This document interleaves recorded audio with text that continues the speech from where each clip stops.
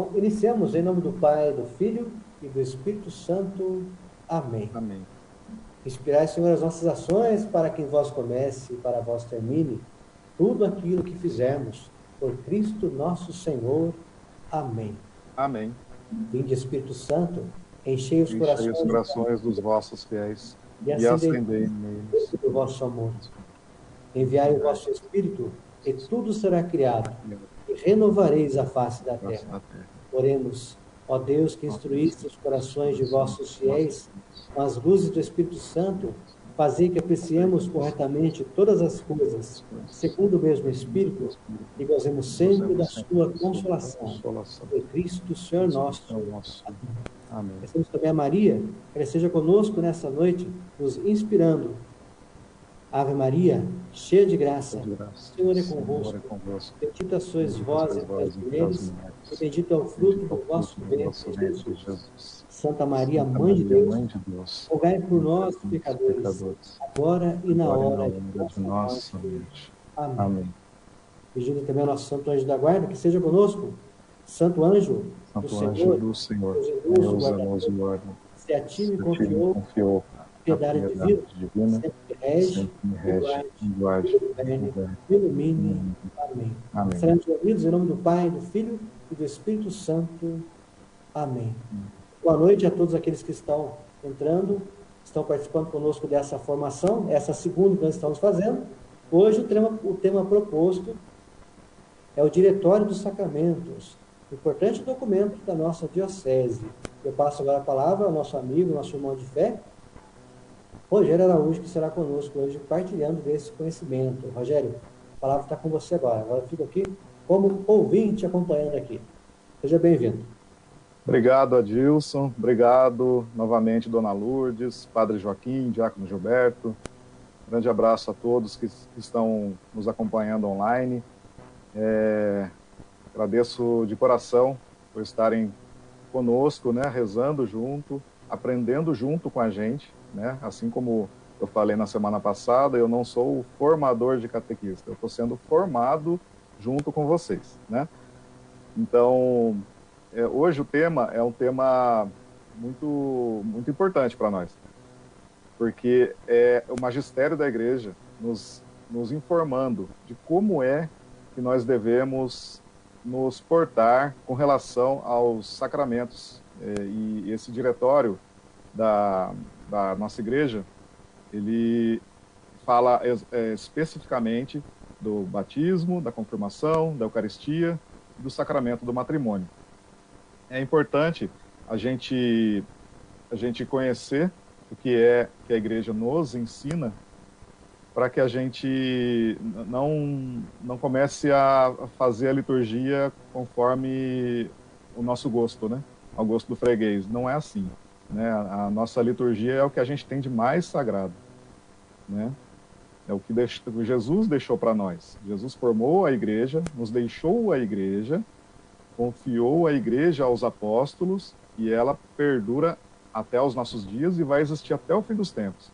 A missão da igreja é levar a salvação de Jesus a todos os homens de todos os tempos, até que ele volte. Certo? Antes de começar o tema, realmente, eu queria ler o decreto de promulgação, né, do Diretório dos Sacramentos, que foi fornecido pela nossa diocese.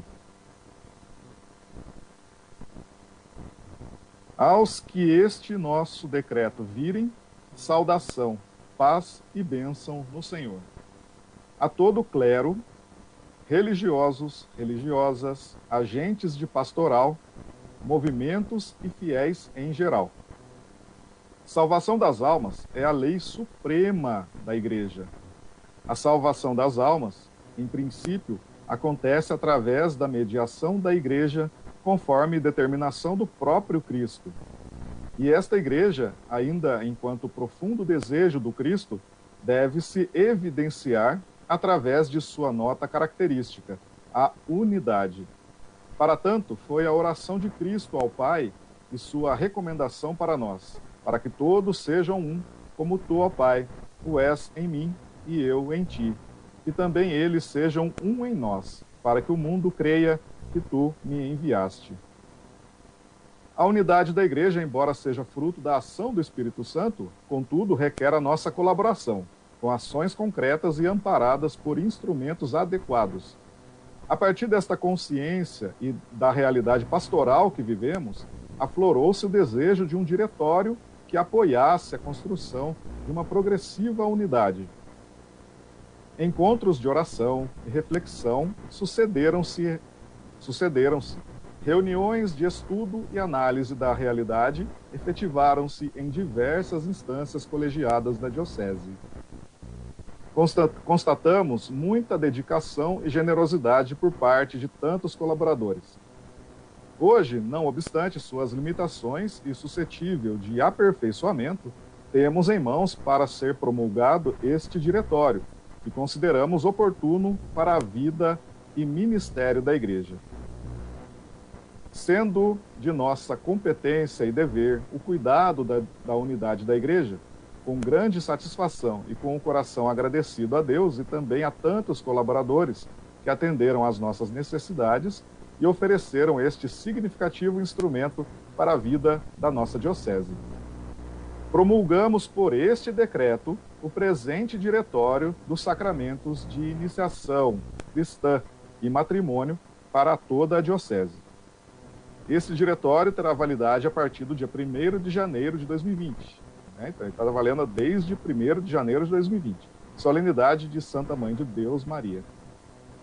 Servimos-nos das palavras do apóstolo para externar nossos desejos.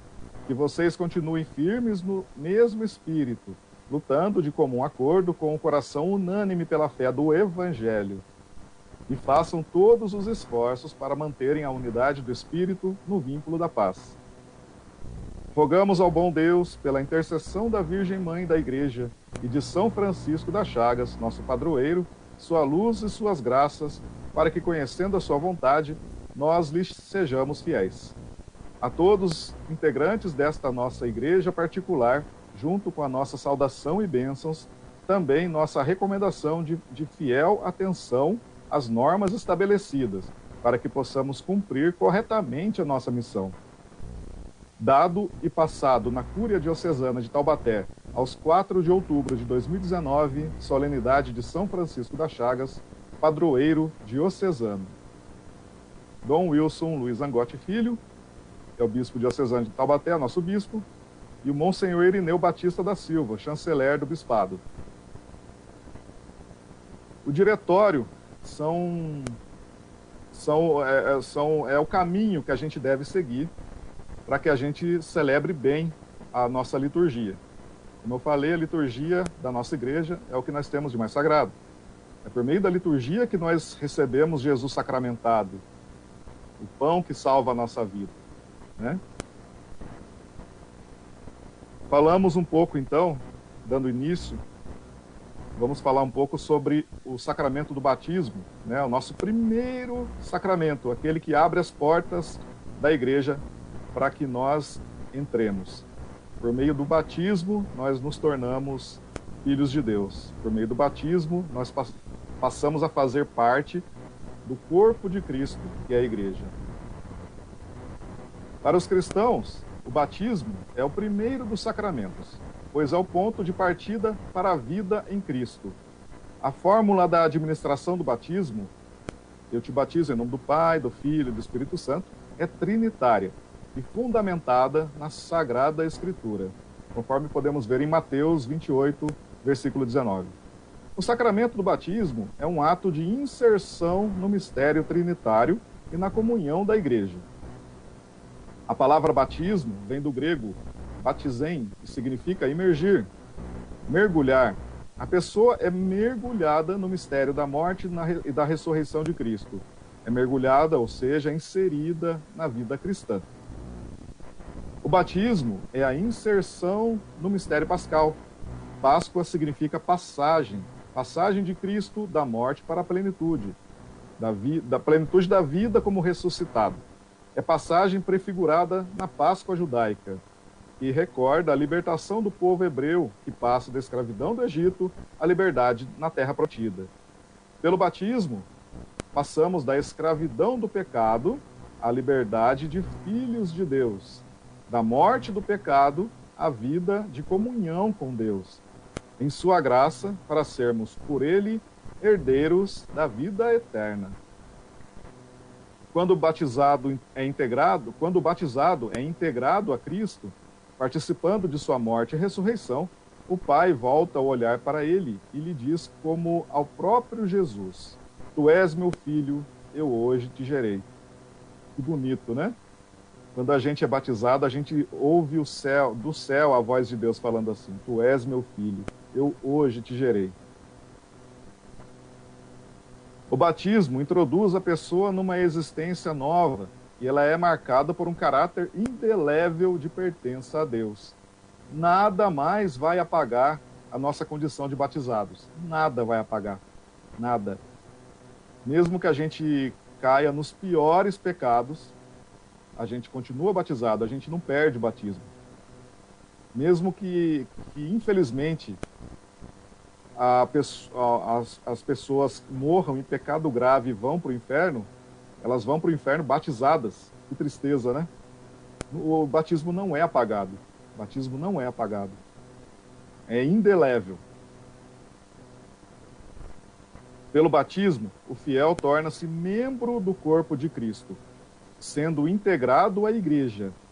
É chamado ao seguimento de Cristo, que se dá em comunidade e à santidade de vida. É por essa razão que o batizado tem um compromisso com a comunidade eclesial a qual foi incorporado. O sacramento do batismo é a resposta do homem à iniciativa divina. Por esse ato, manifesta-se nossa aceitação ao chamado de Cristo e nossa disposição em viver como seus discípulos, comprometendo-nos em continuar a ação de Cristo no mundo. A missão do batizado é continuar a missão de Cristo no mundo. Não é qualquer coisa, não. Inspirado pelo Evangelho e movido pelos valores do reino de Deus anunciados por Jesus, o cristão se empenhará em viver de modo a ser o sal da terra e a luz do mundo, dando um testemunho que remeta as pessoas a Deus. Olha só, que forte, né? Nós somos chamados a dar um testemunho que remeta as pessoas a Deus, que chame as pessoas a Deus. É como na semana passada a gente estava falando do anúncio, o anúncio que a gente faz com a boca, pregando o evangelho, falando, e principalmente o anúncio que nós fazemos com a nossa vida. Esse é o principal anúncio. A gente deve evangelizar com a nossa vida. E essa é a graça que a gente tem que pedir a Deus todos os dias, de poder viver e dar testemunho da fé católica. Converter as pessoas com o nosso agir cotidiano. Que dificuldade, que dificuldade. A gente pensa quantas oportunidades a gente tem de evangelizar com os nossos atos e a gente dá contra-testemunho. Falo por mim próprio. Quantas vezes todas as noites, eu começo a lembrar do meu dia, como é que foi, e vejo quantas oportunidades que eu tive e não aproveitei. Oportunidades de evangelizar com a minha vida. Porque a oportunidade de falar nem é todo dia que a gente tem oportunidade de falar para alguém do amor de Deus, de falar que Deus existe, que Deus nos ama, mas a gente pode falar com os nossos atos. Eles falam. E a gente tem que pedir essa graça a Deus, da gente ser coerente, da gente pregar com a nossa vida. Vamos pedir todos os dias isso. Deus nos ouve e não tem nada no mundo que agrade mais a Deus do que a gente pedir isso, pedir a graça do Espírito Santo, para que a gente possa ser testemunha viva do Evangelho no mundo. Aspectos pastorais. A admissão ao batismo. Como é que é a admissão ao batismo? Pode ser batizada toda pessoa ainda não batizada, ou que tenha sido batizada de forma inválida. A igreja ela julga se a pessoa foi batizada validamente ou não. Tem critérios que a igreja segue para saber isso, certo? No caso, por exemplo, se a pessoa não foi batizada em outra igreja cristã que não seja católica, uma igreja evangélica, né, protestante. Então a igreja ela tem critérios para definir se foi válido ou não. Se a igreja definir que foi válido, a igreja não rebatiza, não existe rebatismo. O batismo é um só. Se a igreja definir que foi válido aquele batismo, ela dá sequência dali para frente. Se a igreja definir que não valeu, que não seguiu o que a igreja católica, instituída por Nosso Senhor, deixou, a igreja aí sim vai fazer o batismo da pessoa pela primeira vez. Não existe rebatismo. Esqueçam isso, não existe rebatismo. As pessoas que pedem o batismo devem ser acolhidas, orientadas, adequadamente e instruídas na fé. Cabe aos pastores o grave e zeloso dever de cuidar para que todos os que pedem o batismo ou qualquer outro sacramento sejam devidamente preparados para recebê-los, mediante consistente processo de evangelização e devida preparação catequética, segundo as normas dadas pela autoridade competente. Em risco de morte, pode-se ministrar o batismo. Caso a pessoa sobreviva, não se dispense o processo de evangelização e catequese. Por exemplo, se a gente perceber que a pessoa está em risco de morte, ela está gravemente doente ali e pode ser que ela morra antes de receber o batismo, se não tiver tempo da gente chamar um ministro ordenado da igreja, qualquer um de nós pode fazer. Mas, né, se a pessoa se recuperar e se ela voltar à saúde plena dela, ela tem que passar por todo o processo de catequese. Porque lembra daquela passagem do Evangelho que Jesus fala assim, não jogueis as pérolas aos porcos. Não é que Jesus está insultando, não. Está falando que chamando as outras pessoas de impuras. Não é isso. Jesus está dizendo que o que ele dá para nós de sagrado é valioso. A própria palavra já diz, é sagrado. Então nós temos que receber esses sacramentos com consciência do que nós estamos recebendo. Certo? Por isso que a importância da catequese. Uma catequese bem feita, onde a gente pode transmitir para a pessoa as bases necessárias para que ela receba os sacramentos consciente do que está recebendo. Certo?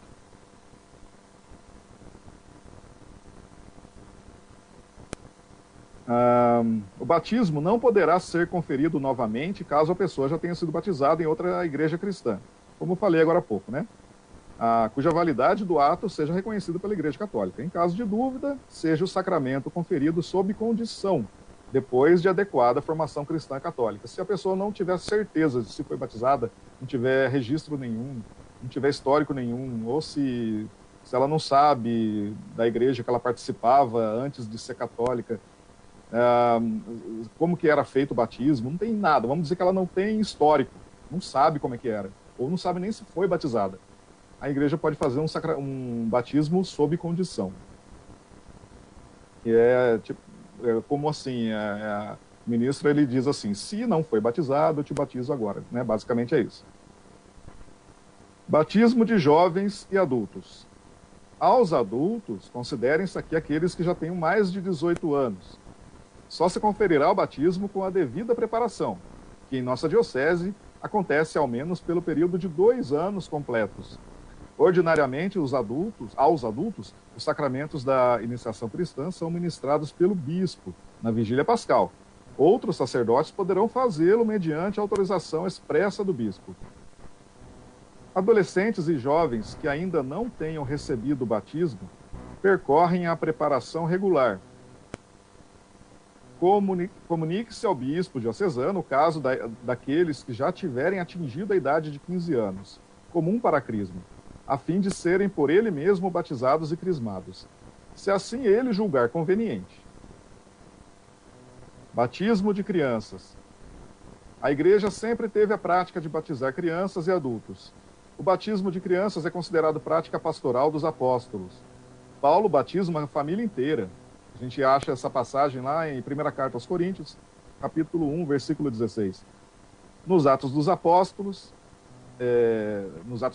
aparecem exemplos semelhantes. Atos 16, 31 a 33. A pregação de Pedro e Paulo é seguida pelo batismo de família inteira. sendo presumida a presença também de crianças. Se batizava a família inteira, logicamente, no meio tinha crianças. A Sagrada Escritura não fala que crianças não eram batizadas. Crianças com idade inferior a 7 anos, o batismo pode ser ministrado mediante a solicitação da família, que, no caso, deverá receber a preparação específica. Porém, uma vez atingida a idade da razão, 7 anos, o batismo só será ministrado após a catequese regular. Conceder ou adiar o batismo de crianças. Toda criança pode receber o sacramento do batismo mediante o compromisso dos pais, dos padrinhos ou dos responsáveis em assumirem a formação cristã da criança a ser batizada. Para a realização do batismo, é necessário que haja fundada esperança de que a criança será educada na fé católica. Se esta esperança faltar de todo, o batismo será adiado, e os que o solicitaram deverão ser orientados sobre os motivos. Quer dizer, é um compromisso que os pais e padrinhos, ou os responsáveis e os padrinhos, fazem de que a criança vai ser educada na fé católica. É um compromisso assumido. Se não existir esse compromisso, a igreja não pode dar sequência no batismo. Pais que não têm a mesma religião, sendo um deles católico, como é que faz? Os filhos podem ser batizados mediante pedido e compromisso da parte católica. Quando não são os pais que pedem o batismo, podem ser admitidas ao batismo crianças que estejam sob a responsabilidade de outrem, não havendo objeção dos responsáveis legais. O pároco ocupe-se de averiguar e de garantir que quem solicita o sacramento seja também o responsável pela educação na fé. Olha só, né? A missão do padrinho e da madrinha. Serem responsáveis pela educação da fé. Criança a partir dos 7 anos. Direito eclesial entende esta idade como a idade da razão, de modo que, ao atingi-la, a criança não pode ser batizada sem participar do processo catequético ordinário, atendendo às exigências e aos tempos descritos neste diretório, sendo ao menos 3 anos de catequese específica a contar dos 10 anos de idade. Concluído o processo catequético que prepara para receber a Eucaristia, a criança que ainda não foi batizada receberá o batismo e a Eucaristia. Em seguida, será encaminhada para a preparação regular em vista da crisma. Na celebração do batismo, é oportuno que os outros catequizandos do grupo, que já tenham sido batizados, participem fazendo a renovação das promessas batismais. Ministros do batismo. Quem são os ministros do batismo? Para a celebração do sacramento do batismo, são ministros ordinários o bispo, o presbítero e o diácono. Em perigo de morte, faltando o ministro, qualquer pessoa com a intenção de fazer o que a igreja faz pode ministrar os sacramentos, como eu falei. Em risco de morte, em perigo de morte eminente. A pessoa está lhe dando os últimos suspiros dela. Qualquer pessoa com a intenção de fazer o que a igreja faz, como está falando aqui, pode chegar e batizar. Se a pessoa recuperar a saúde, ficou inteira, passa por todo o processo para ter convicção do que está recebendo. Né?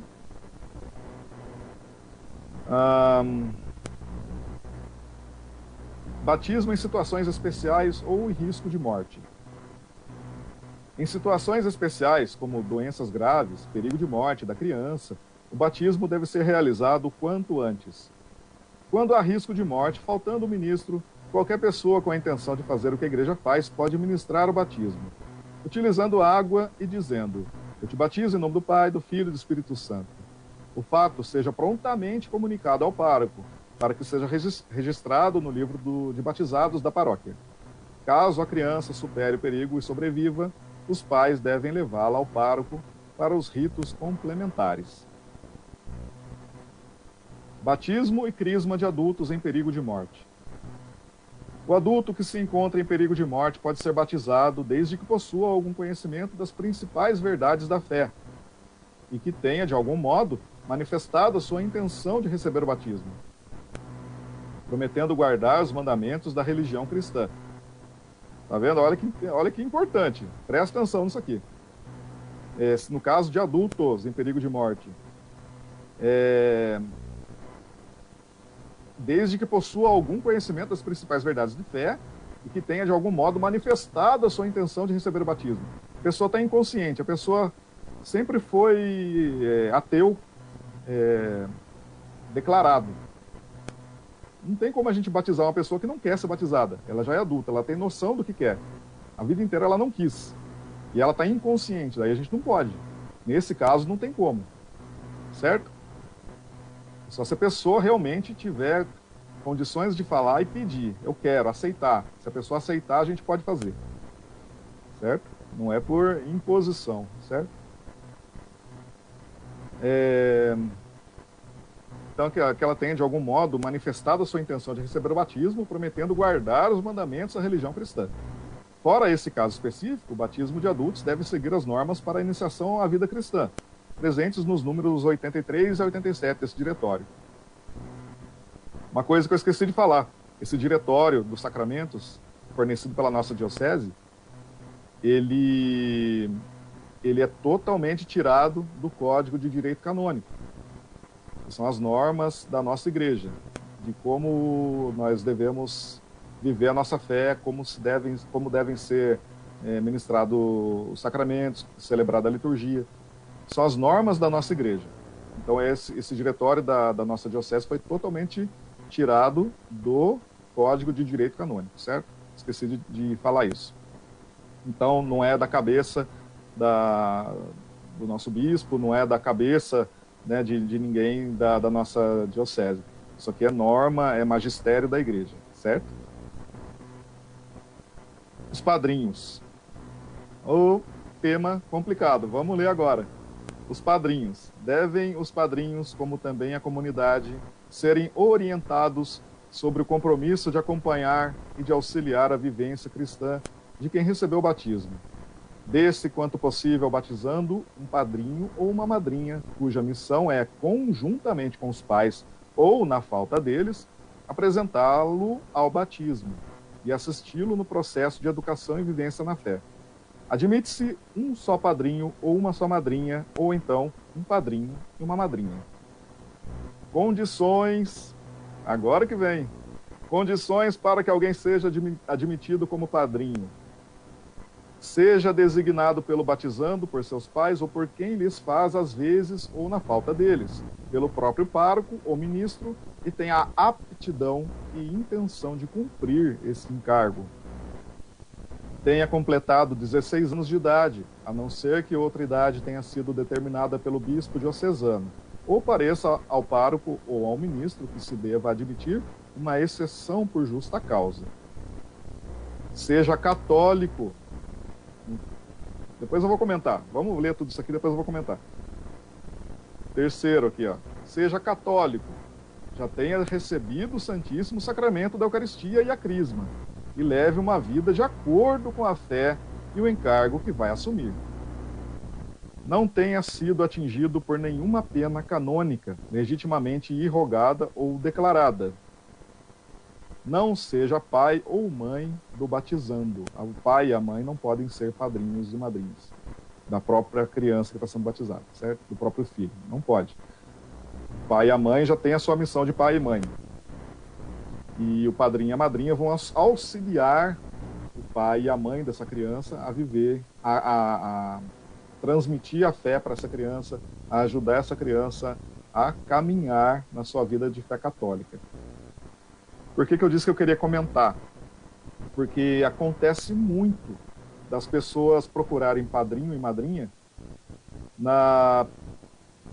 naquele, por exemplo, o cara joga futebol todo domingo, aí não, eu quero convidar o meu colega lá do futebol para ser padrinho do meu filho, da minha filha que vai nascer. Não é o critério. Nada impede que seja o colega do futebol, mas desde que ele seja católico, praticante católico, né? É até esquisito de falar católico praticante. Não existe católico praticante e não praticante. Ou é católico ou não é católico, certo? Isso é importante a gente ter em mente. a pessoa fala assim, eu sou católico, mas não sou praticante. Então não é católico, filho. Entenda, você não é católico. Para ser católico tem que ser praticante. Católico que não pratica não é católico. Começa por aí. A pessoa tem que ter consciência da missão que ela está assumindo. Que ela tem que ser um exemplo de caminhada para aquele a quem ele está batizando, a quem ele está sendo padrinho, a quem ele está se comprometendo a ajudar na caminhada. Tem que ter essa característica. O padrinho precisa ser exemplo pro afilhado. A madrinha precisa ser exemplo pro afilhado ou para a afilhada. É básico. E por muitos anos a gente viu esses exemplos, né? Como eu falei, é um amigo do futebol, é o vizinho, é um parente. Não era tomado esse cuidado da pessoa ser realmente católica, apaixonada pela igreja, que vai ajudar o nosso filho na caminhada. Precisa ter esse critério, senão não está sendo bem escolhido o padrinho e a madrinha. Precisa ter esse critério, certo? Vamos lá, porque o texto é longo, não vamos perder muito tempo nos comentários, não. Né? É importante, mas vamos dar mais agilidade, certo? No caso de padrinhos casados, é necessário que tenham recebido o sacramento do matrimônio. Como eu falei, precisa ser católico, certo? Ou seja, sejam casados na igreja. Excepcionalmente, o pároco pode aceitar como padrinho e madrinha os católicos que, impedidos de contrair novas núpcias, estejam vivendo em segunda união de forma estável, desde que sejam participantes regulares nas celebrações e na vida da comunidade, que tenham disposição de regularizar a situação tão logo isso lhes seja possível. É um caso à parte. A igreja ela pode até aceitar, mas desde que eles tenham um firme propósito e compromisso assumido de regularizar o mais rápido possível. É um caso complicado, é um caso à parte. A escolha do padrinho ou da madrinha deve ser feita pelos pais ou responsáveis pela criança, evitando qualquer outro critério que não seja o religioso. É o que a gente estava falando agora há pouco. Certo? E evitando qualquer outro critério que não seja o religioso.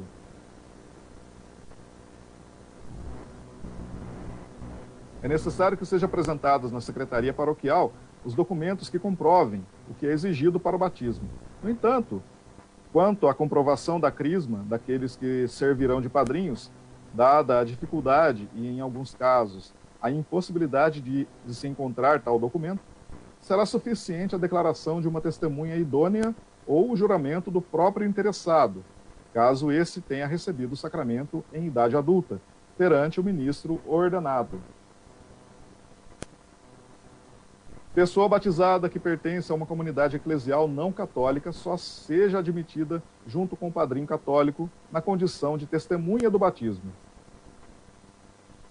Pela estreita comunhão existente entre a Igreja Católica e as igrejas orientais ortodoxas, é permitido admitir um cristão oriental no papel de padrinho ou madrinha, juntamente com um padrinho ou madrinha católico, desde que se garanta a educação católica do afilhado e seja reconhecida a idoneidade do padrinho ou madrinha. Olha só, tá vendo como é tão sério? É sério a gente receber os sacramentos. Não é brincadeira. A gente não recebe sacramento para tirar foto, para depois montar um álbum, colocar um quadrinho na parede. Os sacramentos são marcas que não se apagam. Olha só a importância que tem e a seriedade com que a igreja trata os sacramentos.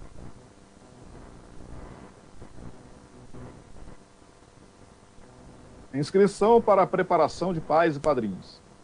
É importante que antes da inscrição para a preparação seja verificado se são atendidos os critérios apresentados neste diretório, para que alguém seja admitido como padrinho ou madrinha de batismo.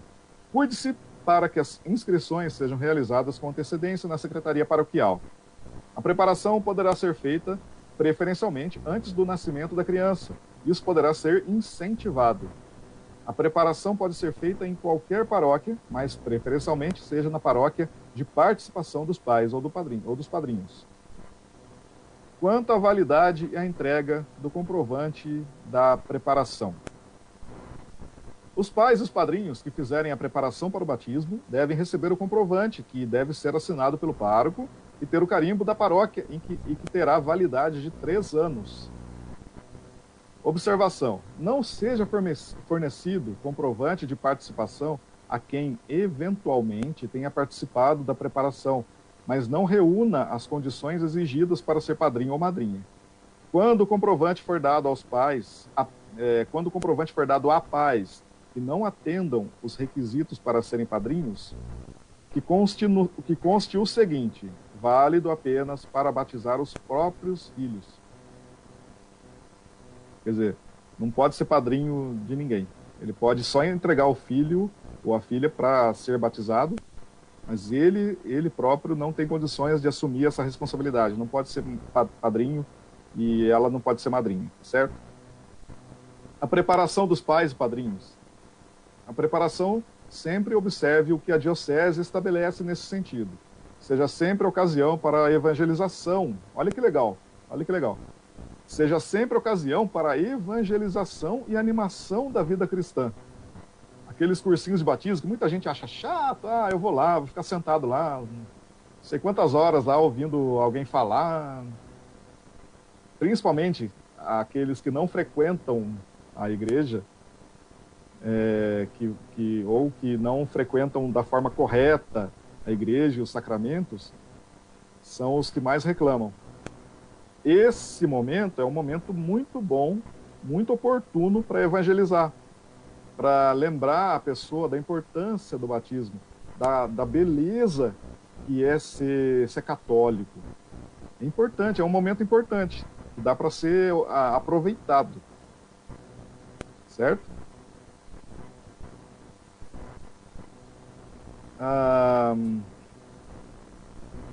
Seja sempre ocasião para evangelização e animação da vida cristã, com orientações claras para que isso se concretize, e não simples preparação para um sacramento. Com esse objetivo, busque-se anunciar Jesus Cristo e a salvação que ele nos oferece, manifestar o sentido de pertença à Igreja Católica, apresentar a importância da missão da Igreja, da missão na Igreja no mundo e a responsabilidade de pais e padrinhos na educação cristã dos filhos e afilhados. Despertar e intensificar a fé cristã por meio da explicitação da doutrina sobre o batismo e a sua celebração.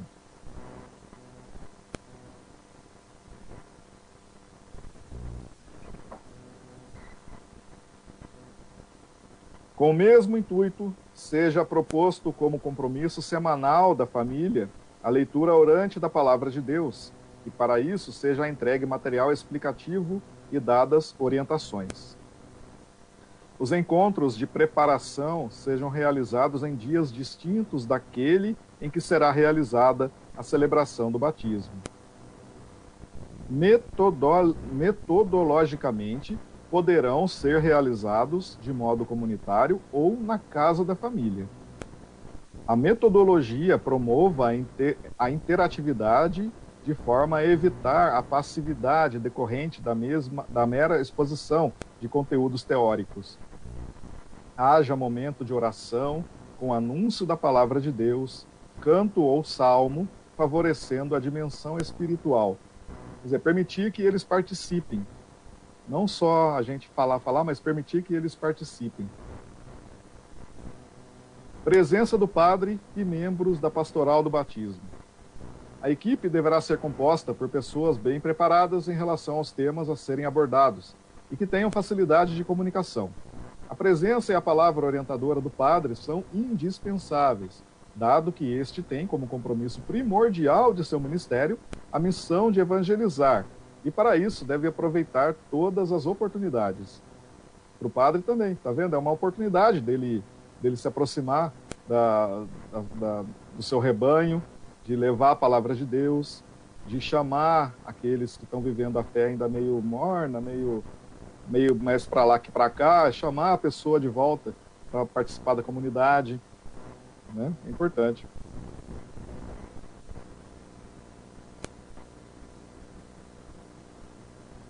Conteúdo e tempo mínimo para a preparação do batismo.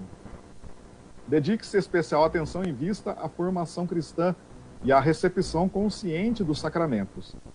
A oportunidade seja aproveitada para evangelizar e para aprofundar a fé daqueles que buscam os sacramentos para si ou para seus familiares. Com esse propósito, cada paróquia empenhe os melhores esforços quanto a tempo, qualidade e modalidade da preparação. Como critério mínimo, em relação ao tempo, nenhuma preparação seja inferior a 4 horas, podendo ser dispostas em mais de um encontro. Dia e local do batismo. Seja preferencialmente o domingo, o dia próprio para a realização da celebração do batismo, e como lugar ordinariamente a igreja matriz paroquial, que deve ser dotada de pia batismal fixa.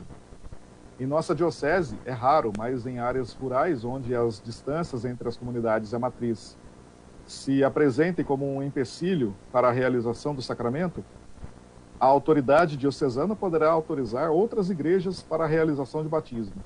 Cuide-se para que, em todos os casos, o registro desses batizados seja feito no livro paroquial. Os párocos zelem com o máximo cuidado para evitar todo tipo de privilégio em relação às celebrações, dias e locais especiais que não sejam condizentes com a comunhão eclesial. Está vendo? É o cuidado que a igreja tem de não batizar em qualquer lugar. O sacramento do batismo é o santo batismo. Santo batismo, né? É sacramento. Então não pode ser ministrado de qualquer jeito, em qualquer lugar. A igreja tem esse cuidado. Obrigações para a transferência de um batismo. No caso dos pais da criança residirem em paróquia distinta de onde será realizado o batizado, será necessária a transferência fornecida pelo pároco da paróquia de residência. Cabe a este averiguar e conceder autorização somente se cumpridas todas as exigências do direito e as condições descritas neste diretório, em relação aos pais e padrinhos. Essa responsabilidade não poderá ser repassada como incumbência ao padre ou à paróquia que recebe o batizando. Batismo fora do território de jurisdição do ministro.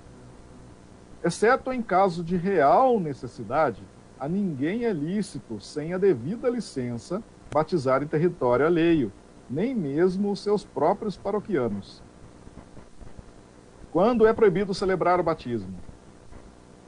Na Quinta-feira Santa, a partir da missa da Ceia do Senhor, até o início da Vigília Pascal, no Sábado Santo, exceto em casos de risco iminente de morte, quer da criança, quer do adulto.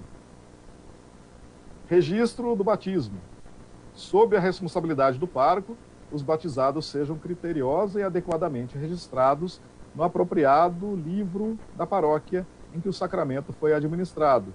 Isso seja efetuado sempre em conformidade com o registro civil da criança. Em caso de crianças em processo de adoção, recomende-se aos pais que aguardem o documento civil definitivo. Caso contrário, o registro deverá ser feito tal qual o documento civil apresentado. Validade do batismo realizado em comunidade não católica. A igreja reconhece como válido o batismo realizado em algumas outras igrejas cristãs. E dado que este sacramento imprime caráter, não pode ser repetido. Lembra que eu falei no começo? Não existe rebatismo. O batismo acontece uma vez só. O batismo só acontece uma vez. Se a igreja declara que foi válido, foi válido. Não vai batizar novamente. Não existe novo batismo, rebatismo. Não existe. Havendo dúvida se alguém foi batizado ou se o batismo foi conferido validamente e a dúvida permanece depois de séria investigação, o batismo lhe seja conferido sob a condição, usando a fórmula: se não és batizado, eu te batizo, em nome do Pai, do Filho e do Espírito Santo. Dizendo o nome da pessoa, é importante, né? Se não és batizado, eu te batizo, João, em nome do Pai, do Filho e do Espírito Santo. Aqueles que foram batizados em comunidade eclesial não católica não devem ser batizados sob condição, a não ser que, examinada a matéria e a forma das palavras usadas no batismo conferido, e atendendo-se à intenção do batizado adulto e do ministro que batizou, haja séria razão para duvidar da validade do batismo. Nos casos mencionados nos números 1 e 2 desse cânon, se permanecerem dúvidas quanto à celebração ou à validade do batismo, não seja este administrado, senão depois que for exposta ao batizado se adulto, a doutrina sobre o sacramento do batismo, ou, tratando-se de criança, aos pais sejam explicadas as razões da dúvida sobre a validade do batismo. Aí, aqui no diretório, fala das igrejas que, sem dúvida, batizam validamente. Fala que são as igrejas são as igrejas que, sem dúvida, batizam validamente, certo? As igrejas orientais ortodoxas que não estão em comunhão plena com a Igreja Católica Romana, Igreja Veterocatólica, somente as ligadas formalmente aos velhos católicos da Holanda, Igreja Episcopal do Brasil, anglicanos, igrejas luteranas, Igreja Metodista. Igrejas que não batizam validamente quando seguem o mesmo rito prescrito na doutrina católica. Igrejas presbiterianas, que são as calvinistas na Europa, entre elas a Presbiteriana Unida, a Presbiteriana Independente, igrejas batistas, são várias, igrejas congregacionais, Igreja Cristã do Brasil, Assembleia de Deus, Deus é Amor, Evangelho Quadrangular, Brasil para Cristo, outras tidas como pentecostais. Igrejas adventistas, Exército de Salvação. Aqui no diretório está dizendo aqui, este grupo não costuma batizar, mas quando o faz, realiza-o de modo válido quanto ao rito.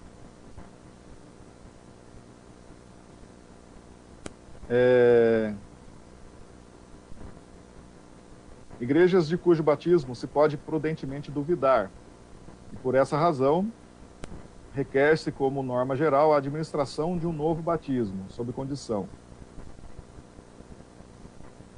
Igreja Pentecostal Unida do Brasil, Igreja Brasileira, Igreja Universal do Reino de Deus, Igreja Católica Apostólica Carismática. Então, aqui tem todas os exemplos, né, de quando a igreja reconhece que é válido, quando ela pode duvidar se é válido ou não. As que com certeza batizam invalidamente, está falando aqui, que são casos dos mormons, com certeza batizam invalidamente, não vale, a igreja não reconhece. Os mormons, Testemunhos de Jeová, Messiânica ou Unificação do Reverendo Moon, Ciência Cristã. Então essas a Igreja Católica não reconhece, não são reconhecidas pela Igreja. A celebração do batismo. Como é que é a celebração do batismo? A celebração litúrgica do sacramento do batismo é um acontecimento festivo que deve marcar a caminhada de fé da comunidade e daqueles que dela participam.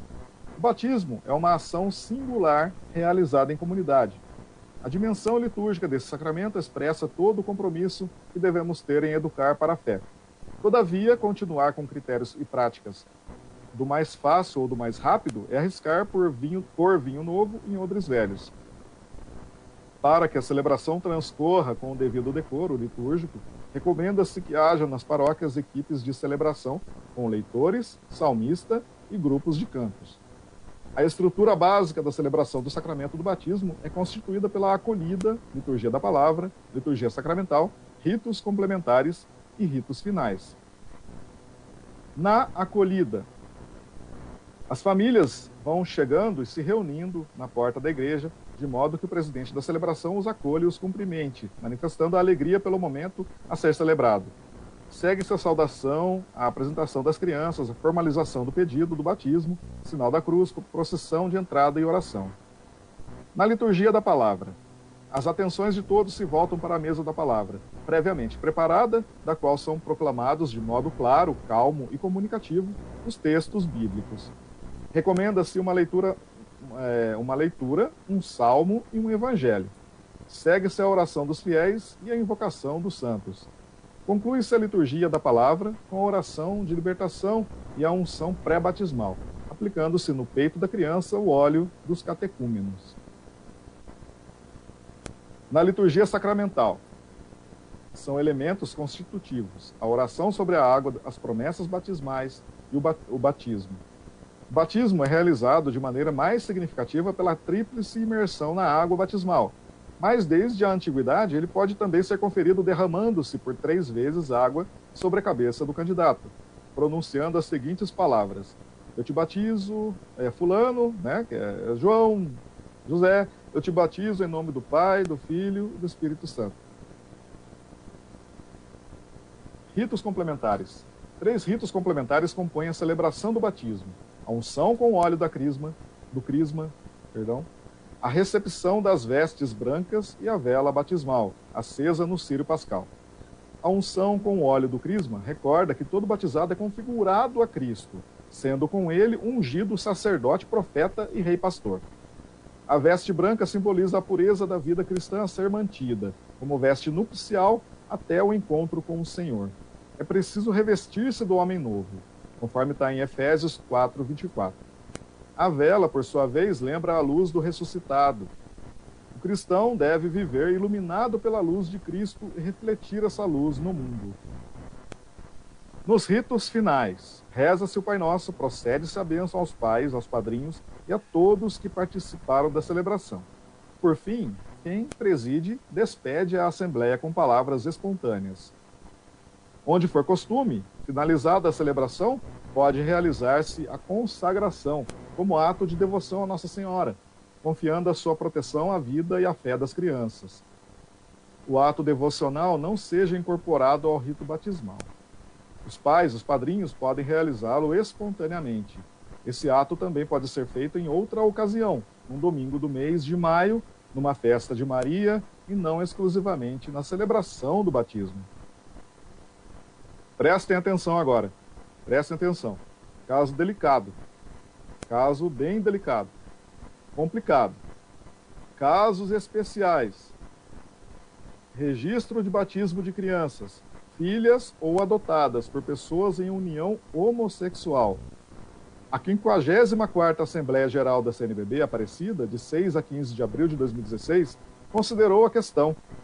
No caso do registro de batismo de crianças, filhas ou adotadas por pessoas em união homossexual, a disposição básica do direito encontra-se nos 3 parágrafos do cânon 877.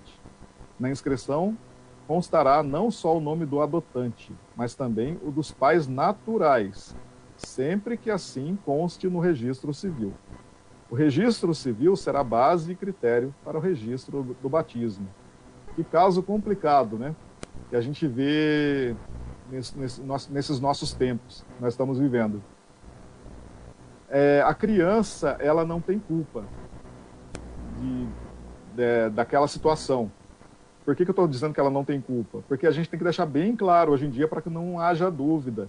A igreja não aprova união homossexual. Por quê? Porque é pecado. A pessoa que está vivendo em união homossexual, ela está cometendo pecado grave.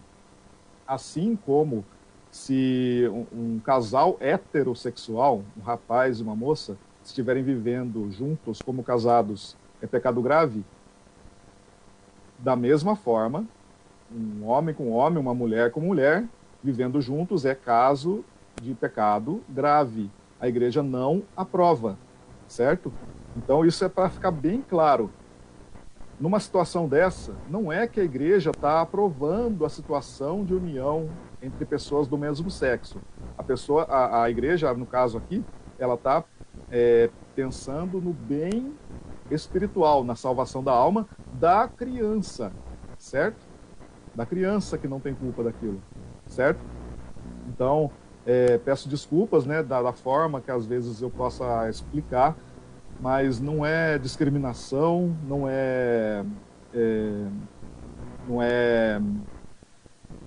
esqueci a palavra agora, não é discriminação, não é que eu estou falando que as pessoas homossexuais não têm direito de participar da vida da igreja. Estou dizendo que é uma situação clara, que a igreja não aprova.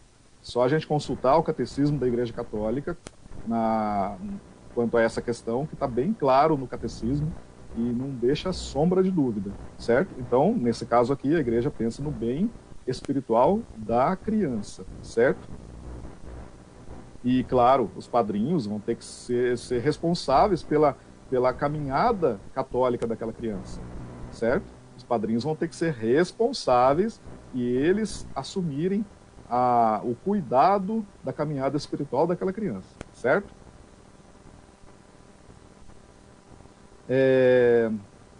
Vamos agora entrar no sacramento da Eucaristia. Que beleza, né?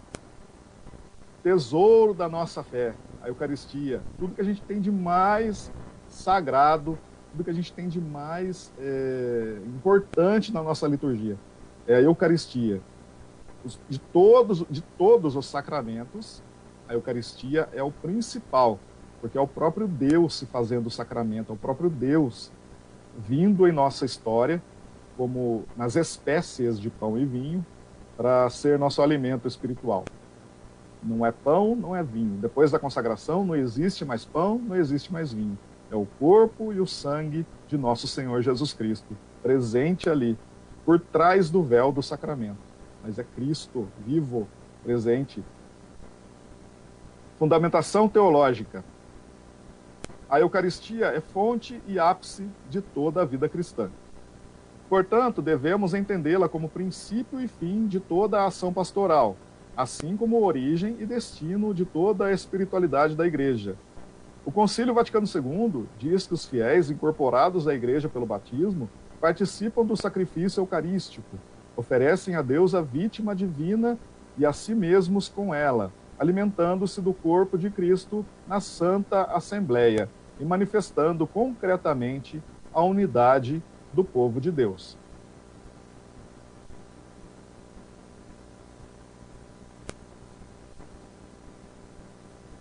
Na última ceia, na noite em que ia ser entregue, nosso Salvador instituiu o sacrifício eucarístico de seu corpo e sangue.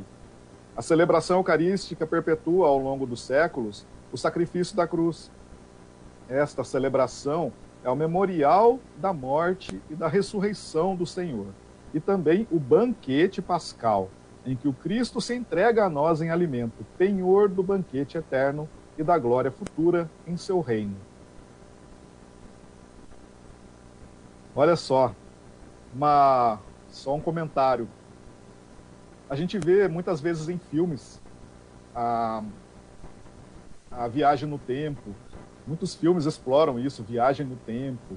A pessoa volta para o passado, vai para o futuro. E a gente, em cada Santa Missa, a gente é convidado, a gente é levado, na verdade, quando a gente está ali, durante a celebração da Santa Missa, a gente é levado diretamente para aquele momento da cruz de Cristo, lá no Calvário, onde está Maria, João aos pés da cruz. A gente pode ver as santas mulheres chorando em volta, os anjos de Deus em volta do altar. O altar é o Calvário. Quando a gente está na missa, a gente é transportado para aquele acontecimento, para aquele momento, para a cruz de Cristo. Cada missa celebrada, ela é uma atualização, como o saudoso bispo de Palmares, Dom Henrique Soares da Costa, falava, a gente deveria até usar a palavra presentificação, porque se torna presente a cruz de Cristo ali no altar. É uma viagem no tempo. Por quê? Porque Jesus morreu na cruz para dar a salvação para a nossa alma de todos os homens, de todos os tempos da história. Jesus morreu para salvar quem veio antes daquele acontecimento, quem estava ali naquele momento, e quem viria depois. Porque para Deus, o tempo de Deus é diferente. Para Deus, como eu disse na semana passada, o tempo não é igual ao nosso tempo, que a gente conta no relógio. O tempo de Deus é um tempo que é um instante que não passa. Então, quando Jesus morreu na cruz, aquela cruz de Jesus, ela se perpetua para todos os homens de todos os tempos. Ela é para sempre. É a mesma cruz. Então, cada missa que a gente vai é uma atualização. Como eu falei, uma presentificação, como o Dom Henrique falava. Uma presentificação. Tornou presente aquele momento. É uma atualização daquela mesma cruz que aconteceu. Certo? Uma viagem no tempo. De verdade, uma viagem no tempo.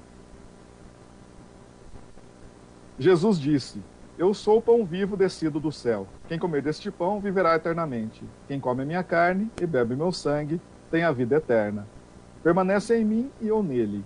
Está lá no Evangelho de São João, capítulo 6, é o famoso discurso do pão da vida. A igreja nasce do mistério celebrado na Eucaristia e tem nele a sua fonte e seu ápice. Desde Pentecostes, quando a igreja iniciou a sua peregrinação para a Pátria Celeste, este sacramento divino foi ritmando os seus dias, enchendo-a de consoladora esperança. Pelos nomes dados a este sacramento, exprime-se a sua inesgotável riqueza, invocando seus diversos aspectos. Eucaristia, porque conforme o que significa a palavra, é ação de graças, vem do grego, quer dizer, é ação de graças. Ceia do Senhor, pois é memorial da última ceia realizada por Jesus com seus apóstolos, antecipação das bodas do Cordeiro na Jerusalém Celeste. Fração do pão, pois todos os que comem do único pão partido, que é Cristo, entram em comunhão e formam um só corpo com ele. Assembleia Eucarística, porque a Eucaristia é celebrada na Assembleia dos Fiéis, expressão visível da Igreja. Memorial da Páscoa do Senhor, isso é, na obra da salvação realizada pela vida, morte e ressurreição do Senhor. Santo Sacrifício, porque atualiza o único sacrifício de Cristo que se entrega na ceia e na cruz. Santa e divina liturgia e santos mistérios, porque toda a liturgia da igreja encontra o seu centro e sua expressão maior na celebração deste sacramento. Santíssimo Sacramento, dado que por meio dele não se recebe só uma graça, mas o autor de todas as graças. Comunhão, porque é por este sacramento que nos unimos a Cristo, participando de seu corpo e formando um só corpo, a Igreja. Denomina-se ainda as coisas santas, pão dos anjos, pão do céu, remédio de imortalidade, viático. Por isso, por fim, Santa Missa. Por fim, ela é chamada de Santa Missa, porque a liturgia na qual se realizou o mistério da salvação termina com o envio dos fiéis, que são enviados com a missão de testemunharem a fé no cotidiano da vida. Uma coisa que tenho certeza que muitos de vocês também percebem. Muitos que se dizem católicos, muitos, não são poucos não, desconhecem o que é a Eucaristia. É triste. Católicos que desconhecem o que é a Eucaristia. Quando a gente fala de Eucaristia, para muitos que se dizem católicos, as pessoas ficam quando a gente fala o que é o corpo e o sangue, e a alma e divindade de nosso Senhor Jesus Cristo, presente ali, que não é mais pão, não é mais vinho. Após a consagração, é o corpo e sangue, alma e divindade de nosso Senhor. Para muitos que a gente fala isso, eles ficam assustados. Eles pensam assim, nossa, mas não era um símbolo? Não é símbolo, não? Isso a gente pensa, será que foi uma catequese deficiente por qual eles passaram? Talvez. Será que foi falta de alimentar a própria fé? Que a gente precisa alimentar a nossa fé com a palavra de Deus, lendo o Catecismo da Igreja Católica, participando efetivamente da comunidade, participando regularmente das missas. A gente alimenta a nossa fé, porque a gente passa a conhecer o porquê nós somos católicos. Muitos abandonam a igreja por desconhecimento do porquê são católicos. O professor Felipe Aquino, ele tem um livro muito bom, que eu não sei se vocês conhecem, e seria até legal se vocês pudessem ler esse livro e indicar para outras pessoas também. O nome do livro é exatamente esse, Por que Sou Católico? Até no começo do livro ele diz que foi até uma dica de um dos filhos dele.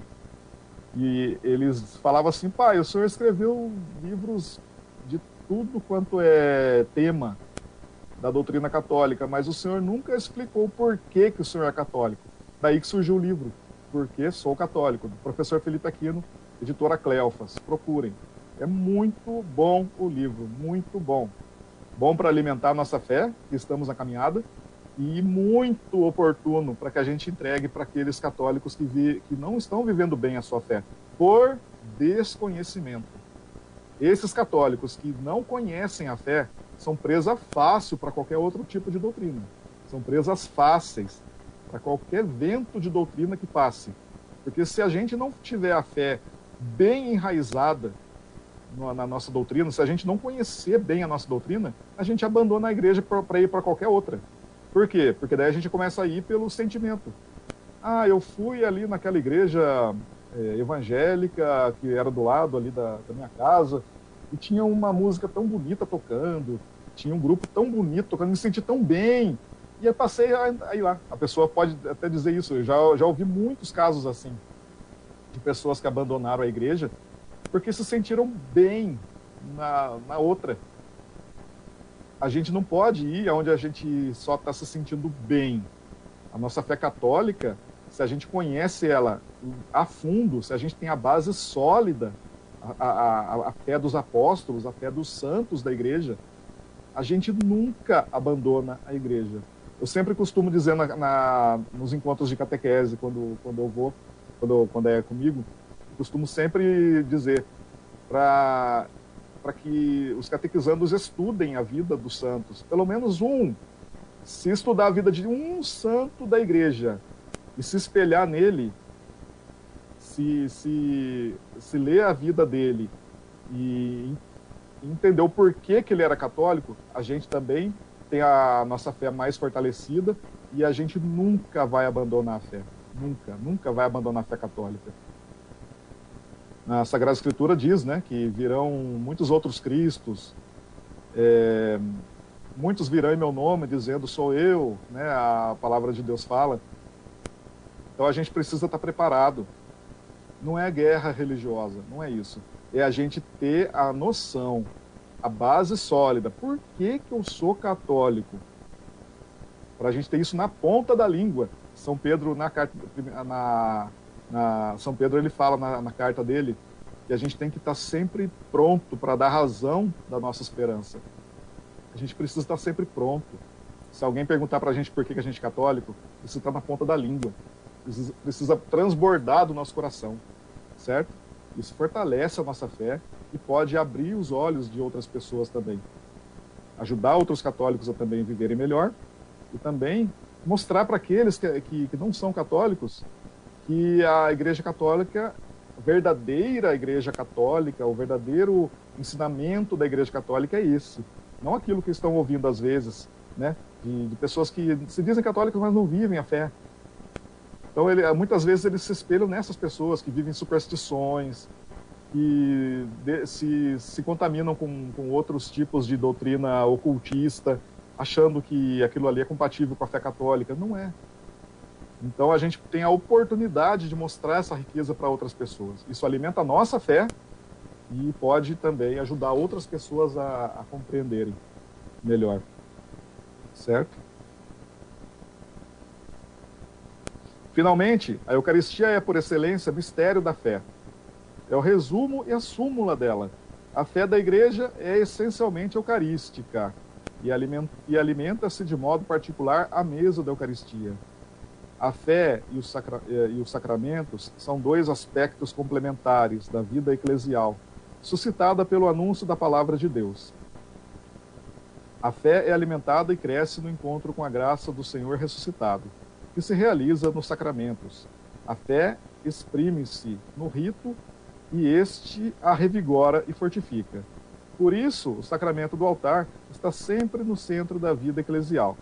Graças à Eucaristia, a Igreja renasce e se alimenta.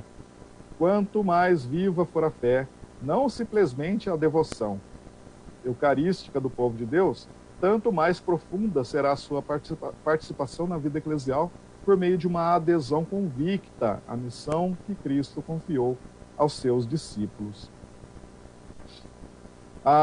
Tem um símbolo muito antigo que a igreja usa, que simboliza, né, que nos lembra o valor da Eucaristia para nós, que é o símbolo do pelicano eucarístico. Não sei se vocês já viram, tem igrejas, muitas igrejas que têm essa pintura nas paredes, no teto. Ali na igreja Matriz Nossa Senhora do Bom Sucesso, por exemplo, tem. Se vocês olharem no teto da igreja, vocês vão encontrar lá o pelicano eucarístico, que é o pelicano com o peito aberto, alimentando os seus filhotinhos.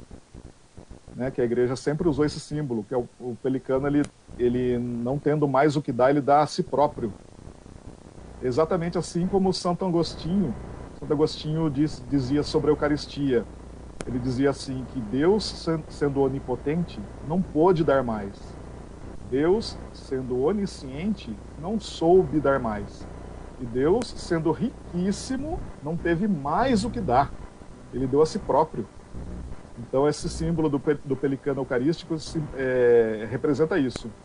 Jesus que dá a si próprio, da sua carne, o seu sangue, para alimentar a igreja. Que mistério maravilhoso! Só nós temos isso. Só nós temos isso. Maravilhoso. Sobre a celebração da Eucaristia. Olha só, né, é importante relembrar, isso aqui não sou eu que estou falando, não são palavras dos nossos ministros ordenados, isso aqui é magistério oficial da igreja. Cuidado que nós temos que ter na celebração da Eucaristia. Na última ceia, na noite que foi entregue, nosso Salvador instituiu o sacrifício eucarístico de seu corpo e sangue. Por ele, perpetua pelos séculos, até que volte, o sacrifício da cruz, confiando deste a igreja sua dileta esposa. O memorial de sua morte e ressurreição, sacramento da piedade, sinal de unidade, vínculo da caridade, banquete pascal, em que Cristo é recebido como alimento. O Espírito é cumulado de graça e nos é dado o penhor da glória futura.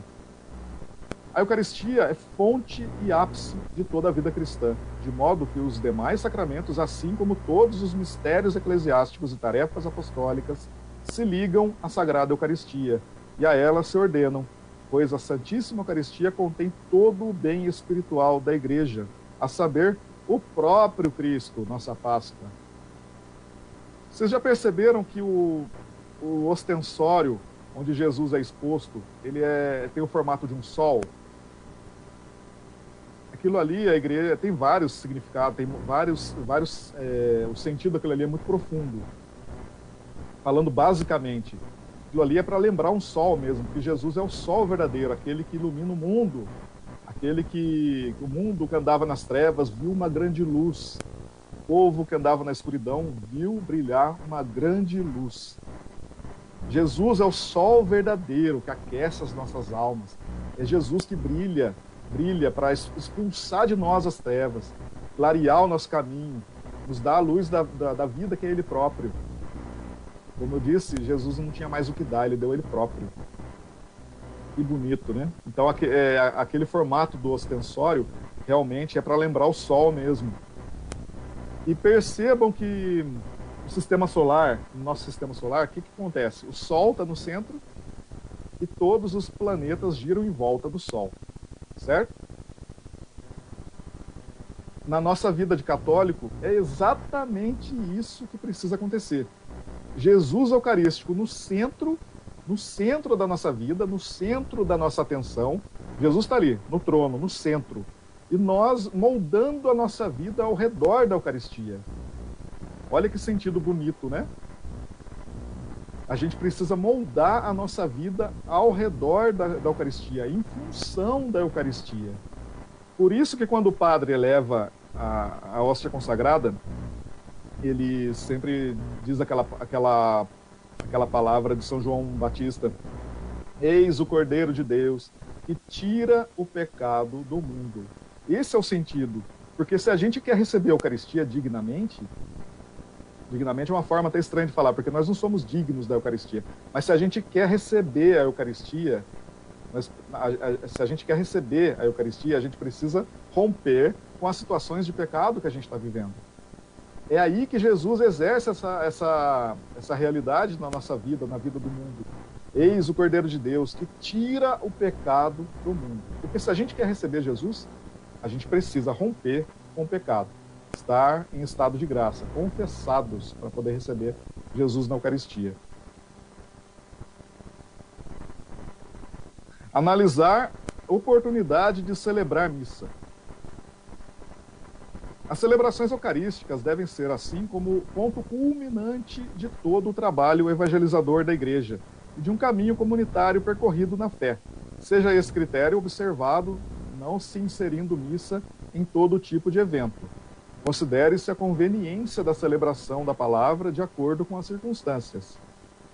Homilias e historinhas. Olha só que interessante, prestem atenção.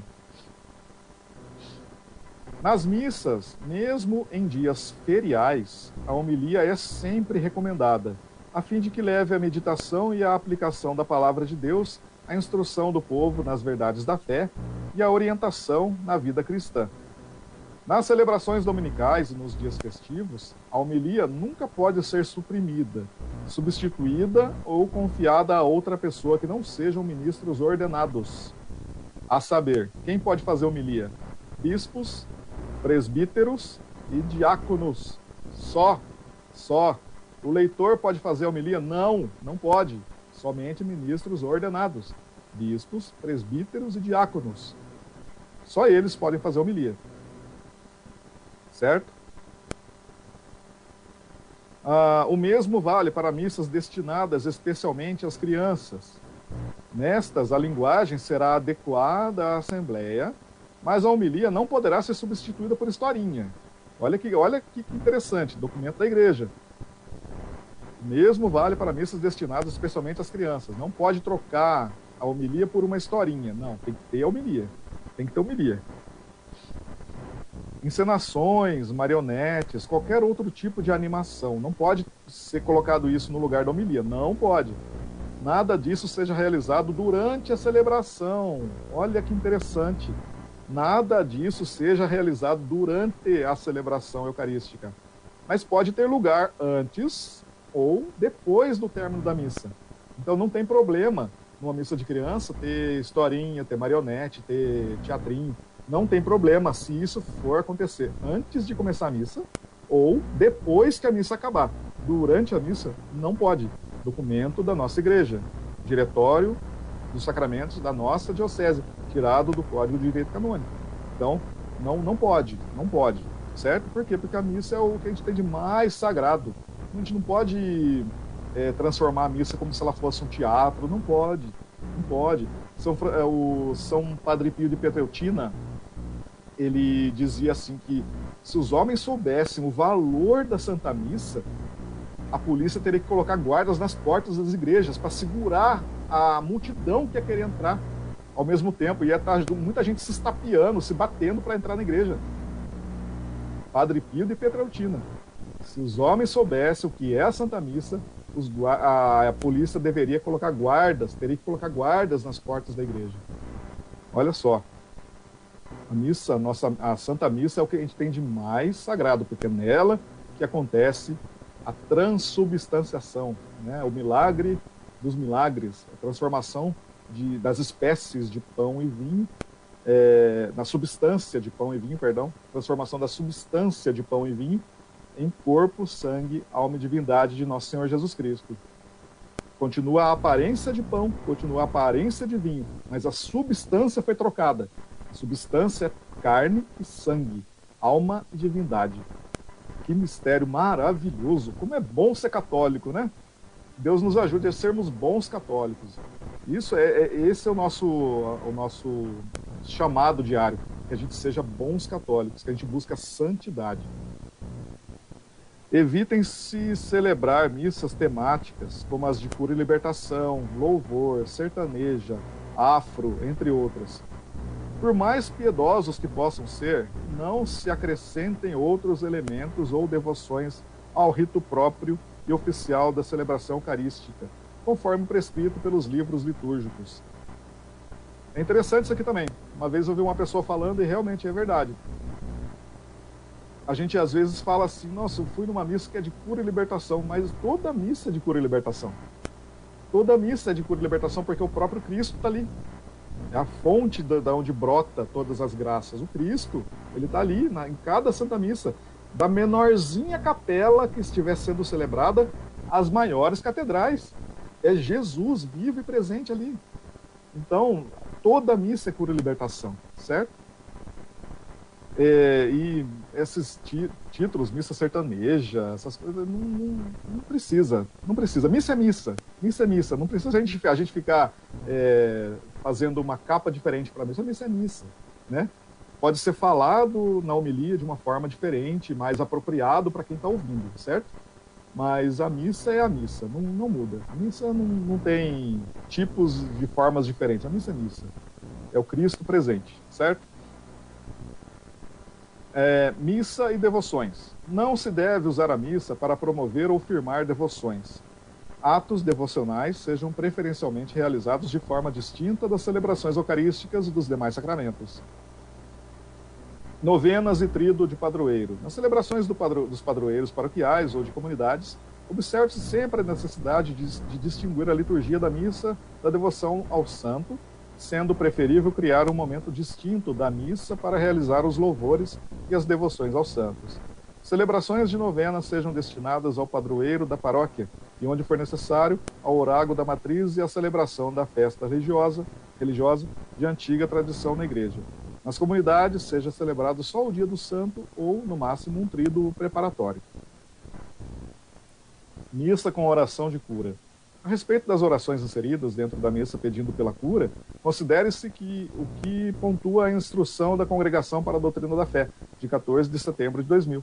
Ali se encontram as razões teológicas que as justificam e algumas normas para que a oração pedindo pela cura dos fiéis não se transforme em uma prática supersticiosa ou desvinculada da compreensão que a Igreja tem da palavra de Deus e da tradição. A saber, todo fiel pode elevar a Deus preces pedindo para alcançar a cura, mas quando estas se fazem dentro do rito ordinário da celebração eucarística, devem ser presididas pelo ministro ordenado e seguir o rito litúrgico prescrito pelos rituais da Igreja.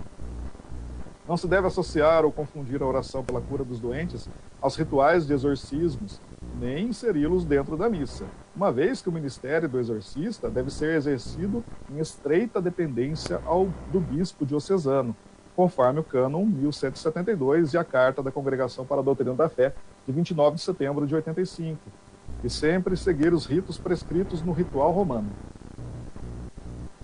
Missa pelos meios de comunicação. Quanto às missas transmitidas pelos meios de comunicação, elas são destinadas especialmente àquelas que se encontrarem impossibilitadas de comparecer à igreja, idosos, enfermos, cuidadores, encarcerados, etc. Os fiéis, nessas condições, sejam assistidos pastoralmente e preparados, a fim de que, segundo as possibilidades, recebam a Sagrada Eucaristia. Tá vendo? É bem o momento em que a gente está vivendo, né? E agora não, graças a Deus, porque as igrejas voltaram a abrir, né? Já há tempo, já, graças a Deus. Então a gente está podendo ter celebrações, a gente está podendo participar presencialmente, porque os sacramentos a gente não recebe por meio do rádio, da internet, da TV. Os sacramentos a gente recebe presencialmente, né? Sacramentais, como bênçãos, por exemplo, a gente recebe à distância. Agora, os sacramentos não se recebe à distância. A gente precisa estar ali. Então, nada substitui a missa presencial.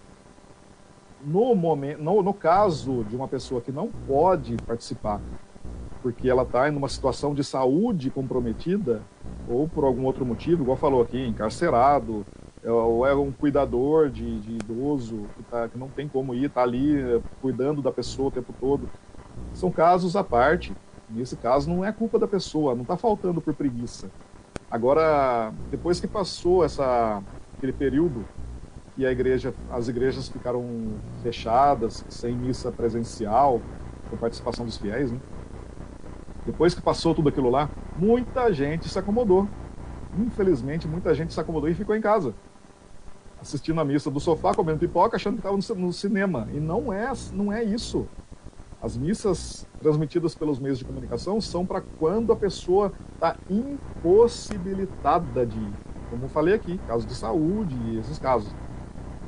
Não é filme para a gente ficar assistindo, não é cinema. Se a pessoa precisa participar em casa porque não tem como ir mesmo, por motivo de saúde, né, no caso aqui, aí sim a pessoa participa pela televisão, pela rádio, internet, onde for, com devoção e respeito. Mas podendo ir, não tem desculpa, tem que ir. Ao menos aos domingos nós temos que ir. Participar todos os domingos e festas de guarda. Ao menos, né? Que a igreja pede para que a gente participe. Ao menos aos domingos e as festas de preceito, os dias de preceito. Festas de guarda. Se a gente falta à missa, podendo ir na missa, é pecado grave, grave. Porque a gente não está dando o valor devido a Deus. Qual é o primeiro mandamento que eu falei aquela vez? Né? Eu relembrei a todos nós na semana passada. Ouve, ó Israel, o Senhor, nosso Deus, é o único Senhor. Amarás o Senhor Deus de todo o coração, com toda a tua alma, com toda a tua força. Se a gente falta a missa, porque já não está, já o primeiro mandamento a gente já jogou para escanteio. Porque é Deus em primeiro lugar. A Santa Missa do domingo e festas de guarda é o principal do nosso dia. Lembra que eu falei do Sol e todos os planetas girando em volta? Jesus Eucaristia no centro da nossa vida. E a nossa vida moldada ao redor da Eucaristia, moldada em função da Eucaristia. Pois é, a Santa Missa do domingo e festas de guarda é a prioridade. Aqueles que podem, claro, como eu falei, não é uma questão de saúde. Se a pessoa pode ir, tem que ir. É prioridade. A pessoa já tem que chegar naquele dia, tem que acordar, já sabendo o horário que ela vai na missa, qual paróquia que ela vai. Tem que saber, tem que saber. Não é acordar, vou ver se eu vou, não. Se a pessoa está pensando assim, não é católica. Precisa ser católico. O católico põe Jesus no centro. Jesus é o sol verdadeiro, aquele que está no centro da nossa vida. E tudo se molda em volta. Simples assim. Simples assim. Jesus faz isso porque uma vez um colega me perguntou, mas por que domingo? A gente não pode ir na segunda, na terça? Porque o domingo foi feito para isso. O domingo é o dia do Senhor. O domingo existe. A gente não trabalha domingo para a gente poder dedicar a Deus. Para isso que existe o domingo. Se não fosse a igreja católica, nós não teríamos domingo. Então, é por isso. É o dia do Senhor. No primeiro dia da semana, os apóstolos se reuniram. No primeiro dia da semana, se reuniam para a fração do pão. No primeiro dia da semana. Né? Então, é sempre assim. A Sagrada Escritura sempre nos lembra que é no primeiro dia da semana, no domingo, dar a Deus as primícias. Dar a Deus o que é de principal, de mais importante. As primeiras coisas. Por isso que é o domingo. Certo? Então, desde o início da igreja, desde o início da história da igreja, os cristãos se reúnem no domingo, primeiro dia da semana. Foi feito para isso. Né? Eu não quero me estender muito, porque foi combinado 1h30. Mas como a gente começou com um pouquinho de atraso, então vamos continuar mais uns 10 minutinhos, beleza? Tudo bem? Vamos continuar mais uns 10 minutinhos, só para eu conseguir avançar um pouquinho nos temas aqui. Não vai ser conseguido falar tudo hoje, infelizmente, porque é bem extenso e é bem rico, né? Que riqueza que é a nossa igreja, né? Magistério vivo da igreja. Que beleza que é. Então vamos lá, vamos seguir mais um pouquinho, beleza? Os trajes adequados para as celebrações. Os fiéis devem cuidar para que seus trajes sejam condizentes com o ambiente e com a celebração dos sacramentos. Não é para ir na igreja igual se a gente estivesse indo para a praia, né, de bermuda, camiseta, chinelo. É chatice da igreja? Tô falando, não é isso. Como eu falei, é porque aquilo ali, o que está acontecendo ali na missa, é o que nós temos de mais importante na nossa fé. Se a gente vai bem preparado para a igreja, uma roupa, não precisa ser uma roupa de gala, cara, de marca, não é isso não. Estou falando de roupa modesta, de uma roupa que evangelize. Só pelo fato das pessoas verem a roupa daquela pessoa entrando na igreja, aquela roupa já está evangelizando. porque mostra a modéstia, que a pessoa está realmente entendendo o que está acontecendo ali no altar, entendeu? Então, quando a gente vai de short, bermuda, chinelo, a gente está, assim, primeiro de tudo, nós estamos mostrando que aquilo ali não é importante para nós. Depois também, a gente pode dar contra-testemunho. Aqueles que estão vendo a gente entrar ali na igreja, igual se a gente tivesse indo para a praia, por exemplo, eles vão falar assim, não, mas para eles não é nada, né? Aquilo ali não é nada. Eles estão só indo ali para se reunir, dançar, cantar, só. Não.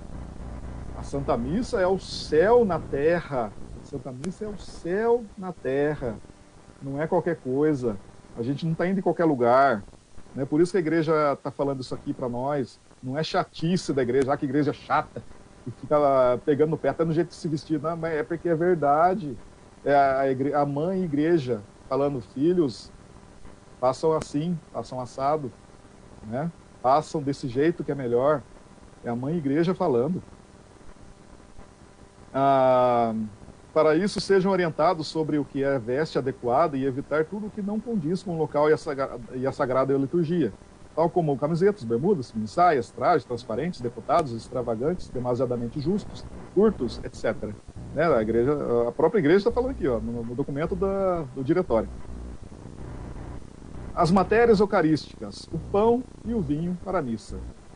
As normas acerca da matéria eucarística estão indicadas no cânon 924 do Código de Direito Canônico, nos números 319 a 323 da Instrução Geral do Missal Romano. Foram explicitadas na Instrução Redemptoris Sacramentum da Congregação para o Culto Divino e Disciplina dos Sacramentos, em 25 de março de 2004, rememorados em carta circular dirigida aos bispos sobre o pão e o vinho para a Eucaristia, publicada pela Congregação do Culto Divino e Disciplina dos Sacramentos, em 15 de junho de 2017, que temos: o pão que se utiliza no santo sacrifício da Eucaristia deve ser ázimo, unicamente feito de trigo, confeccionado recentemente, para que não haja nenhum perigo de que se estrague por ultrapassar o prazo de validade. Por conseguinte, não pode constituir matéria válida para a realização do sacrifício do sacramento eucarístico o pão elaborado com outras substâncias, embora sejam cereais, nem mesmo levando mistura de uma substância diversa do trigo em tal quantidade que, de acordo com a classificação comum, não se pode chamar de pão de trigo. É um abuso grave introduzir na fabricação do pão para a Eucaristia outras substâncias. Olha só, a igreja falando, é um abuso grave introduzir na fabricação do pão para a Eucaristia outras substâncias. Não pode pegar qualquer pão para dizer que vai celebrar a missa e aquilo ali vai ser a Eucaristia. Não pode. Tem a norma da igreja para ser seguida, certo? Pressupõe-se que as hóstias são confeccionadas por pessoas que não só se distinguem por sua honestidade, mas que, além disso, sejam peritas na sua confecção e disponham dos instrumentos adequados. O vinho que se utiliza na celebração do Santo Sacrifício Eucarístico o vinho que se utiliza na celebração do Santo Sacrifício Eucarístico deve ser natural, do fruto da videira, puro e dentro da validade, sem mistura de substância estranha.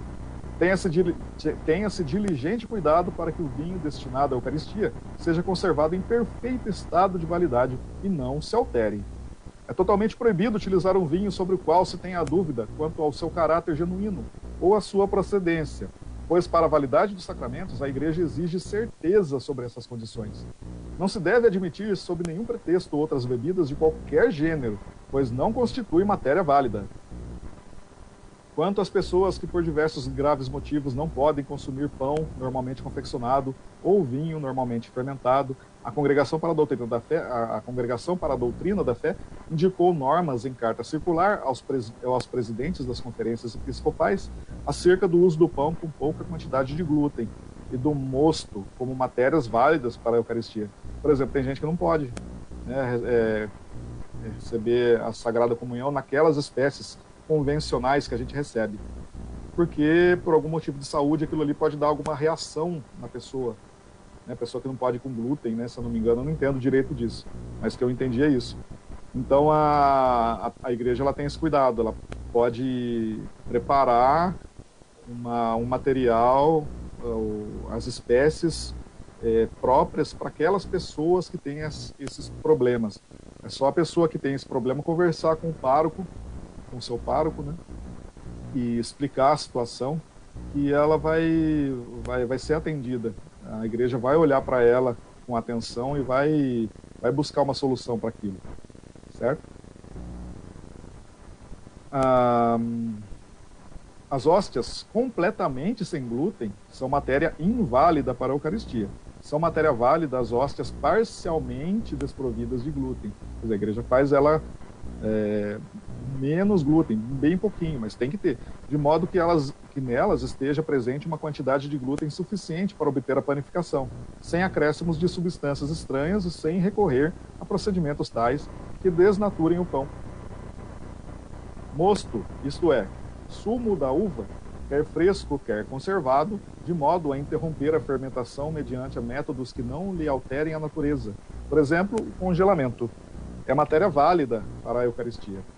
Os ordinários têm competência para conceder a licença para usar pão com baixo teor de glúten, ou mosto como a matéria da Eucaristia em favor de um fiel ou de um sacerdote. Tem padres que também têm esse problema, essa questão da saúde, né, que não tem como receber aquele tipo de material, né, de espécie. A licença pode ser outorgada habitualmente, até que dure a situação que motivou a concessão. É vetado aos sacerdotes, por juízo particular, decidirem celebrar com hóstias especiais, mosto, suco de uva ou chamado vinho sem álcool, devendo toda a necessidade nesse sentido ser apresentada formalmente ao bispo diocesano, que poderá conceder a devida licença estritamente pessoal e manifestar aprovação sobre a matéria a ser utilizada.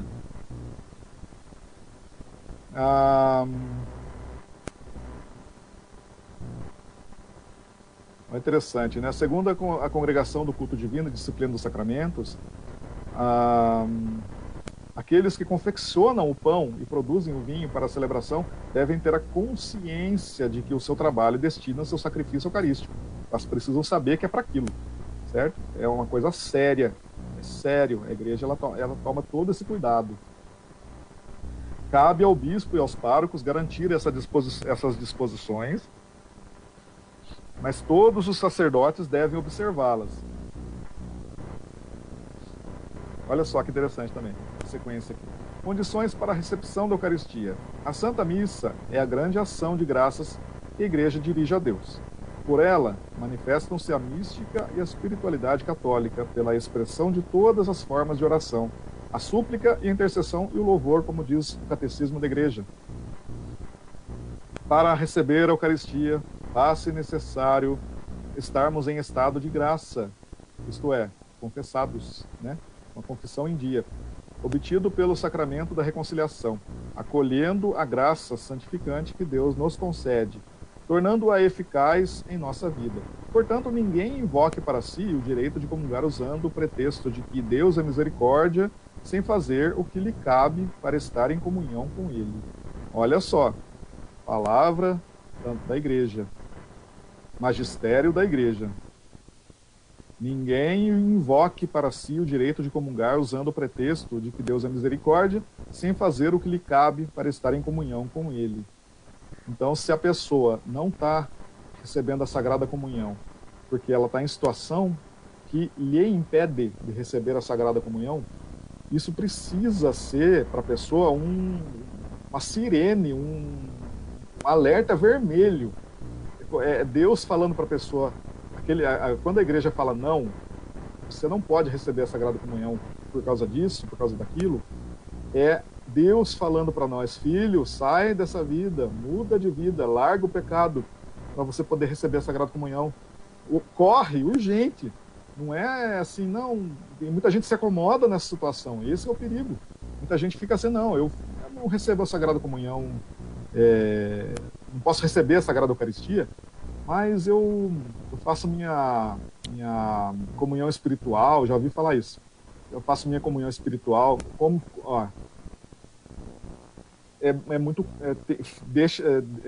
tenham muito claro isso. Comunhão espiritual só serve para aqueles que não podem ir à Santa Missa ou não podem receber a Sagrada Comunhão por motivo de saúde ou por algum outro motivo sério, justo, né, que lhe impeçam. Se a pessoa não está recebendo a Sagrada Eucaristia porque ela está vivendo em uma situação que lhe impede, como, por exemplo, casais de segunda união, namorados que vivem juntos como marido e mulher, uma pessoa que está pecando contra qualquer um dos 10 mandamentos, né, que são pecados, que são os casos de pecado grave, né? Faltou a missa, que não está honrando o pai e a mãe, está roubando, ou está desejando a mulher do próximo as coisas alheias, enfim. São os 10 mandamentos. Se a pessoa está infringindo algum dos 10 mandamentos com consciência plena, ela sabe que é pecado e está fazendo, ela está vivendo numa situação de pecado grave, né, publicamente vivendo em situação de pecado grave, como eu falei, no caso de casais de segunda união, ou vida sexual fora do sacramento do matrimônio. Isso é impedimento, não pode receber a Sagrada Comunhão, não pode. Então, quando a igreja diz não, não é porque a igreja é chata, porque a igreja é antiquada, porque a igreja não acompanha a mudança dos tempos, não é isso não. A Santa Jacinta Marto, uma das 3 crianças que viam Nossa Senhora em Fátima, ela doentinha no hospital, ela morreu criancinha de tudo, morreu com 7, 8 anos, e ela doentinha no hospital, ela falava para a enfermeira, olha só, uma criança de 7 anos, falava para a enfermeira que no fim dos tempos iam vir muitas modas que iam ofender muito a Nosso Senhor, mas nós não devemos andar com as modas, porque a igreja não tem modas, Deus não tem modas, Deus é sempre o mesmo.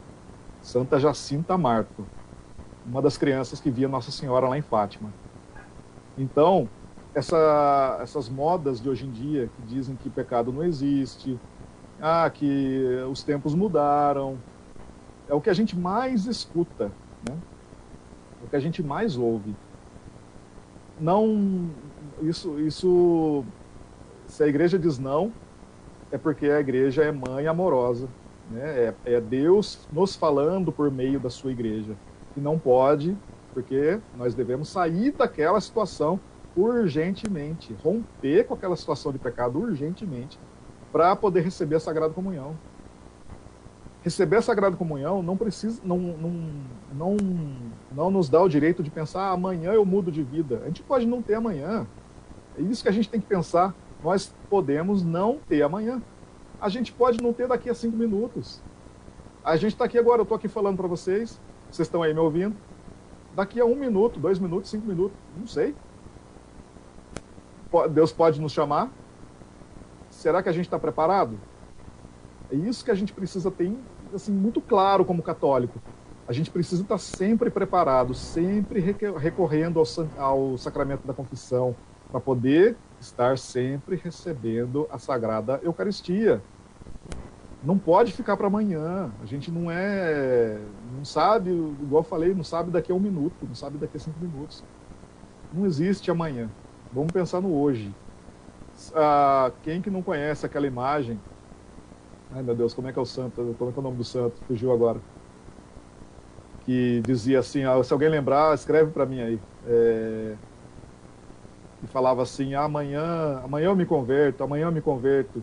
E o demônio aparecia para ele na forma de um corvo e dizia, cras, cras. Quer dizer, desculpa, eu falei errado. O santo falava assim, eu vou me converter hoje. Desculpa, nem sei o que eu falei. O santo dizia assim, eu vou me converter hoje, eu quero me converter hoje, eu quero mudar de vida hoje, agora. E o demônio aparecia para a pessoa em forma de corvo e dizia assim, amanhã, cras, cras. Isso, Santo Expedito, obrigado. Obrigado a Deus, Santo Expedito. Santo Expedito, isso mesmo. Aquela imagem de Santo Expedito com um corvo perto dele é com relação a essa história da vida dele. Que ele dizia, não, eu quero me converter agora, hoje. Quero me converter hoje. e o demônio aparecia para ele e falava: amanhã você se converte, não, aproveita a vida hoje, amanhã você muda de vida. E o Santo Expedito dizia: não, hoje. Então é assim que a gente tem que pensar, hoje. Como é que eu estou vivendo a minha vida hoje? O que eu posso fazer hoje para eu mudar de vida e receber a Sagrada Eucaristia?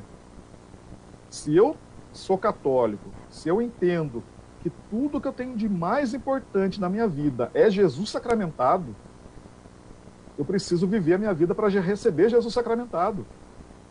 Lembra? Jesus no centro, nós moldando a nossa vida em volta. Nossa vida sendo moldada em volta para receber Jesus sacramentado. É assim que precisa ser. É desse jeito. Que o Senhor nos ajude. Eu não vou estender muito, porque já deu 1h50 de live, então eu não vou me estender muito. Ainda tem material aqui, muito material para ler, mas eu não vou estender o vídeo, não.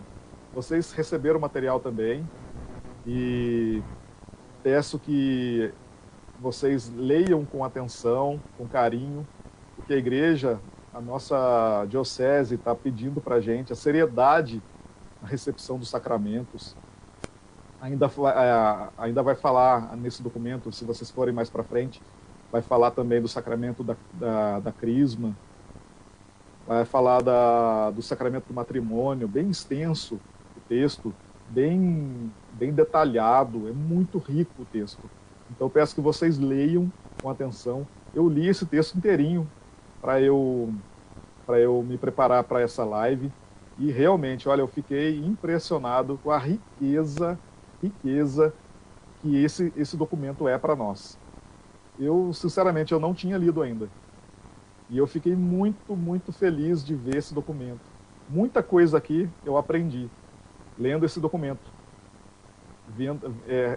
Coisas que eu nem lembrava mais, eu relembrei. Coisas que eu desconhecia, eu aprendi. Então, estou muito feliz mesmo de ter usado esse documento da nossa diocese para fazer essa live.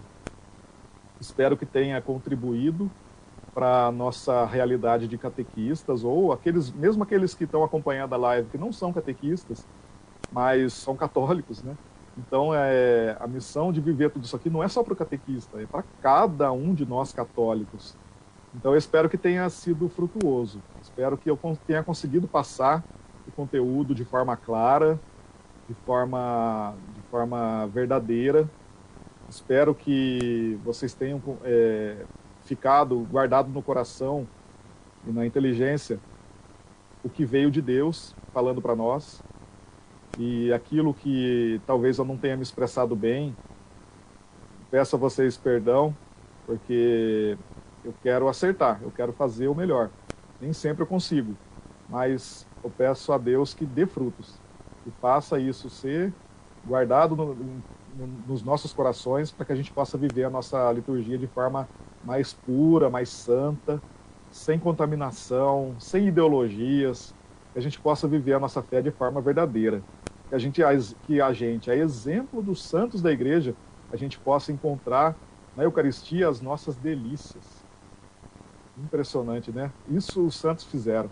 Encontraram na Eucaristia o seu sentido principal da existência.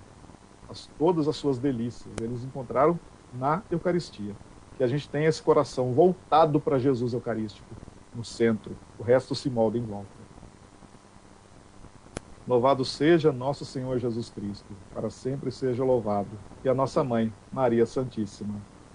Muito obrigado a todos que participaram da live, participaram escrevendo no chat, e aqueles que também só assistiram e não escreveram nada, rezaram por nós. Agradeço de coração por cada um que participou, por cada um que esteve aqui conosco nessa noite.